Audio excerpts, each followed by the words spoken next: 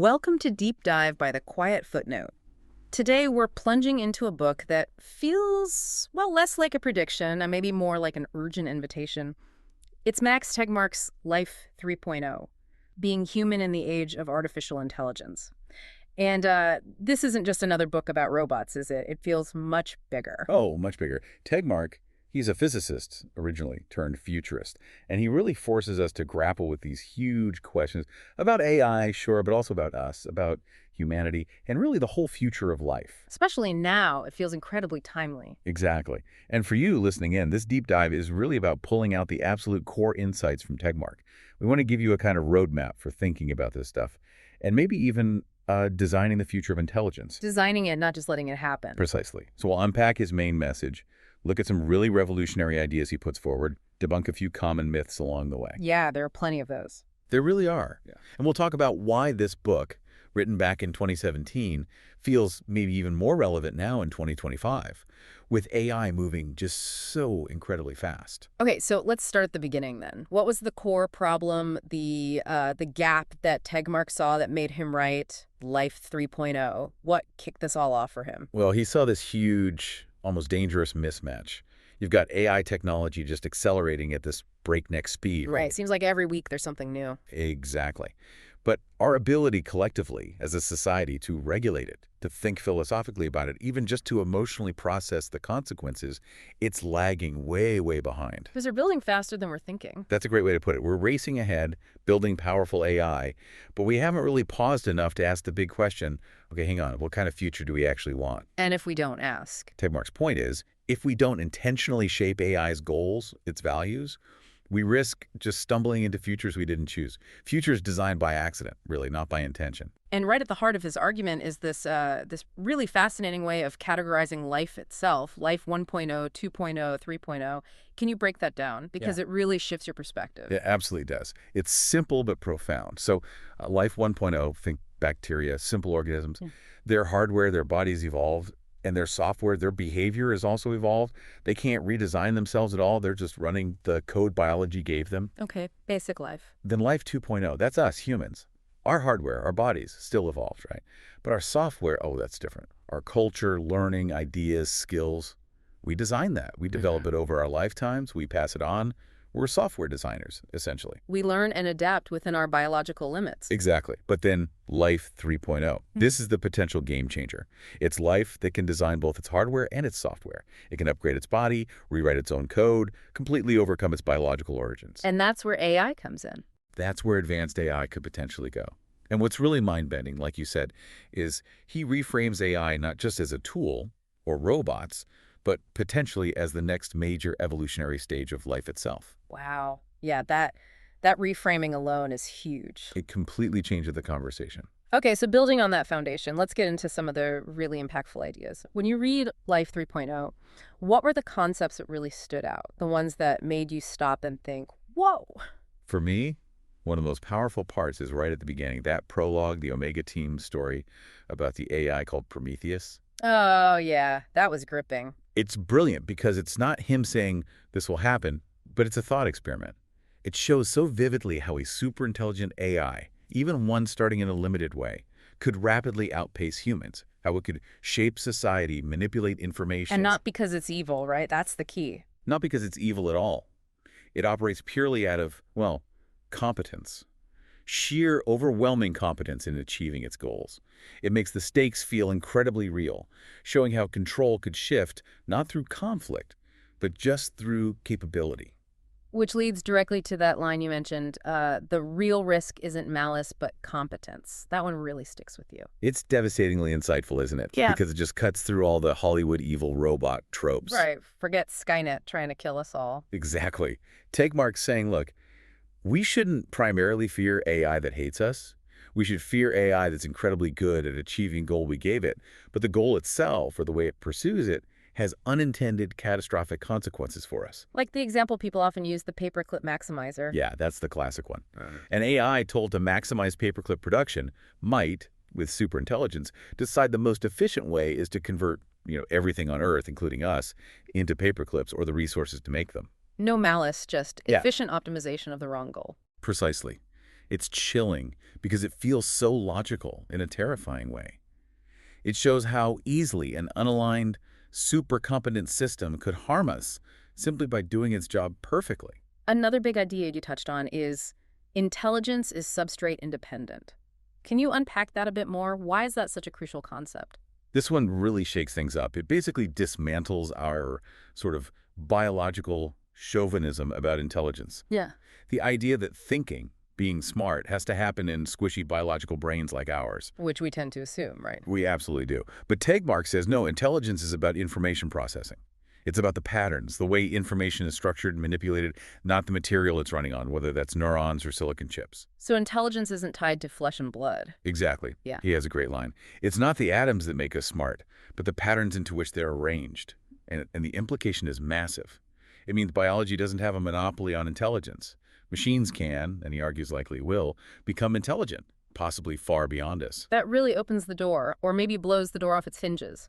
It does. It forces us to see intelligence as potentially a universal phenomenon, not just a quirk of life on Earth. And building on that, Tegmark doesn't just warn us, he gives us options, or rather possibilities. Those aftermath chapters with the different future scenarios, that felt quite unique. Oh, absolutely. That's a key part of the book's power. Yeah. He doesn't just say AI is coming, brace yourselves. He says the future isn't set in stone. It's designable. We have agency. We have agency. He lays out these different potential futures, like a libertarian utopia driven by AI empowerment, or a benevolent dictator AI running things efficiently, or maybe a zookeeper scenario where AI takes care of us, but we're essentially pets. Or the enslaved god, where we manage to keep it contained. Right. And these aren't predictions. He's very clear about that. They're sketches. They're designed to make you, the reader, think through the consequences, to force you to ask, okay, which of these, if any, do I actually want? What are the real trade-offs here? It's a call to participate, not just observe. Exactly. He's basically handing you these blueprints for civilization and saying, okay, think about it. Choose. Don't just drift. It's quite demanding, really. So with all this reframing, what are some of the biggest myths about AI that Tegmark is actively trying to debunk? The things people commonly get wrong? Yeah, he spends a good amount of time clearing the air, moving us away from those easy, often wrong assumptions. Myth number one is definitely the killer robots idea we already touched on. Malice versus competence again? Right. He redirects the fear towards competence, indifference, and misalignment. Think algorithms destabilizing things not because they're evil, but because they're just optimizing for clicks or engagement really, really well. Okay, what else? Myth two, that superintelligence is just science fiction, centuries away, nothing to worry about now. Tegmark argues the timeline is deeply uncertain. It could be decades, maybe sooner, maybe later, but dismissing it as pure fantasy is reckless. We need to prepare now. Makes sense. Don't wait until it's here. Exactly. Myth three, AI is just another technology, like the printing press or the internet. He insists it's fundamentally different because it involves creating entities that can design themselves. That self-improvement loop makes it potentially exponential, a whole new category, Life 3.0. Not just a tool, but a new kind of being. Potentially, yes. Then there's myth four, the idea we can just pull the plug if things go wrong. He warns that any sufficiently advanced AI would likely anticipate that. It would understand its own vulnerabilities and take steps to prevent being shut down. It's not a reliable safety net. That's a sobering thought. And maybe myth five, confusing intelligence with consciousness. Tegmark clarifies that a machine could be incredibly intelligent, solving problems, strategizing, achieving goals, without having any subjective experience, any what it's like feeling. So super smart, but no inner life. Possibly. And that lack of consciousness or human-like feeling could actually make alignment harder because it wouldn't inherently share our values or empathy unless we painstakingly build that in. Okay, so he wrote this back in 2017. We're in 2025. You said it's more relevant now. How so? What's changed that makes his arguments hit even harder today? It really feels like the world has caught up to the book, maybe even faster than he anticipated. I mean, look around. Generative AI is everywhere now. Exactly. Tools like GPT, Midjourney, Sora, they're not lab experiments anymore. They're mainstream. Millions of people are using them, interacting with them daily. That idea of intelligence is substrate independent. It's not abstract anymore. We're seeing it create text, images, videos that are incredibly sophisticated. And the alignment problem isn't theoretical either. No way. He warned about systems optimizing the wrong goal, the paperclip problem. We see versions of that playing out right now.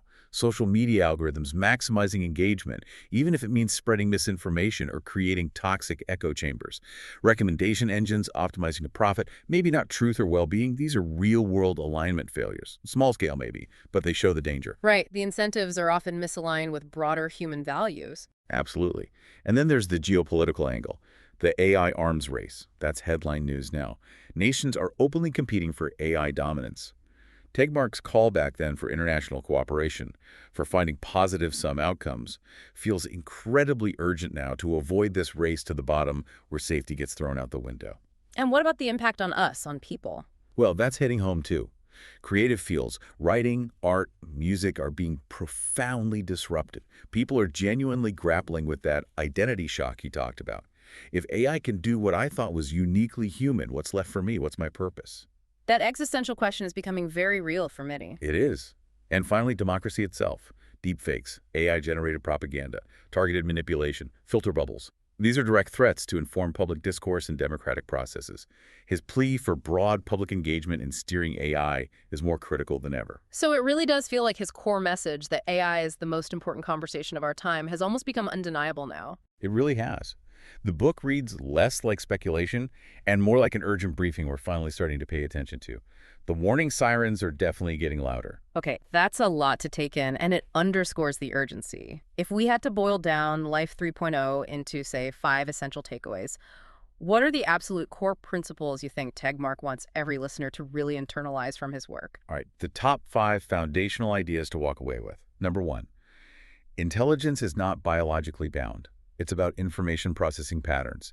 Machines can, and likely will, surpass us. Our biological intelligence isn't the endpoint. Okay, dismantle that biological assumption. Exactly. Number 2, the real risk isn't evil AI, but misaligned AI. Competence, not malice, is the danger. Getting the goals right, aligning AI with human values, is the absolute central challenge we face. Alignment is key. Got it. Number 3, the future isn't predetermined. It's designable. We have choices. There are many possible paths forward with AI. Our job isn't to predict, but to actively choose and steer towards the future we actually want. We need to be architects, not just passengers. We have agency and responsibility. Right.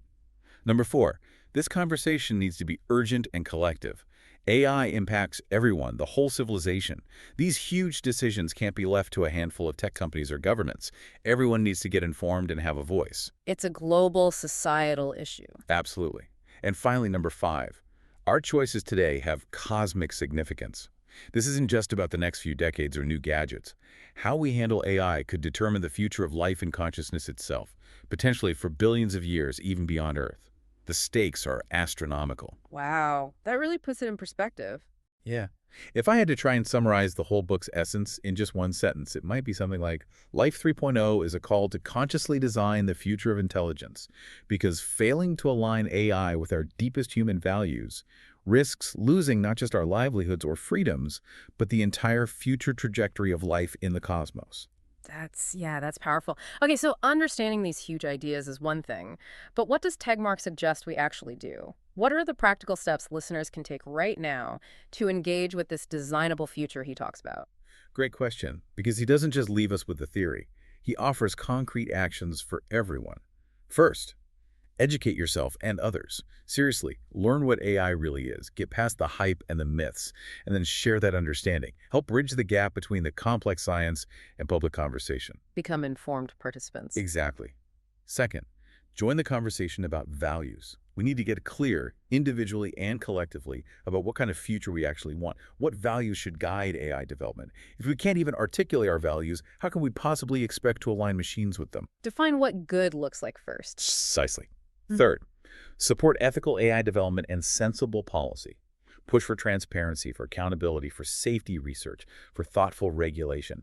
Public pressure really does matter in shaping how technologies are deployed. Use your voice as a citizen. Absolutely.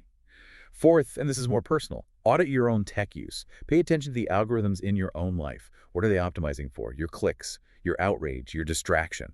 Try to consciously shift your digital habits towards platforms and interactions that actually align with your values.